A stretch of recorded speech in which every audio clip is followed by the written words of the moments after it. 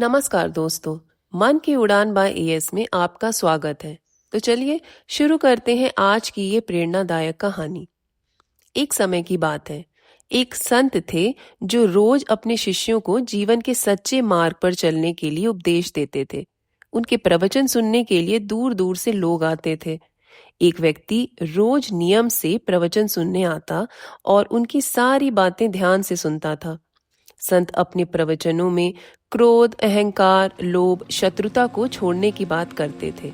उनका संदेश ये था कि इन सभी बुराइयों को छोड़कर ही जीवन में सच्ची शांति मिल सकती है। एक दिन व्यक्ति ने संत से कहा, गुरुदेव, मैं रोज आपके प्रवचन सुनता हूँ, लेकिन मुझे कोई लाभ नहीं हो रहा है। आपकी सारी बातें सच हैं, लेकिन मेरे जीवन में इनसे कोई बदलाव नहीं आ रहा है। संत ने व्यक्ति से पूछा, तुम कहाँ रहते हो?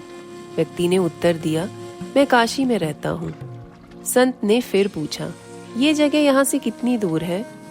व्यक्ति ने दूरी बताई और फिर संत ने पूछा, तुम वहाँ कैसे जाते हो? व्यक्ति ने कहा, कभी घोड़े पर, कभी बैलगाड़ी पर बैठकर जाता हूँ।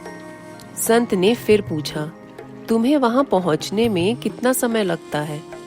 व्यक्ति ने समय बताया और फिर संत ने अंतिम प्रश्न पूछा, क्या तुम यहाँ बैठे बैठे ही काशी पहुँच सकते हो? इस पर व्यक्ति ने कहा, गुरुदेव, ये कैसे संभव है? इसके लिए तो मुझे रास्ते पर चलना पड़ेगा, तभी मैं वहाँ पहुँच सकता हूँ। संत मुस्कुराए और बोले, ठीक यही बात जीवन में है। तुम केवल यहाँ बैठकर काशी नहीं पहुँच सकते, तुम्हें रास्ते पर चलना होगा।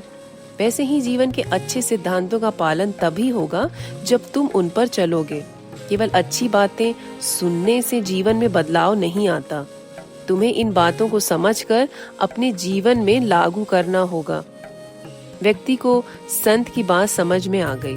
उस दिन के बाद उसने संत के बताए मार्ग पर चलने की ठानी और अपनी सोच में बदलाव लाने लगा। ये कहानी हमें सिखाती है कि सिर्फ अच्छे शब्दों को सुनने से जीवन में बदलाव नहीं आता। सही मार्ग पर चलने के लिए हमें उन शब्दों को अपने जीवन में लागू करना जरूरी है। जब तक हम अच्छा सुनकर उसे अपने कर्मों में बदलते नहीं, तब तक हमारी जिंदगी में कोई बदलाव नहीं हो सकता।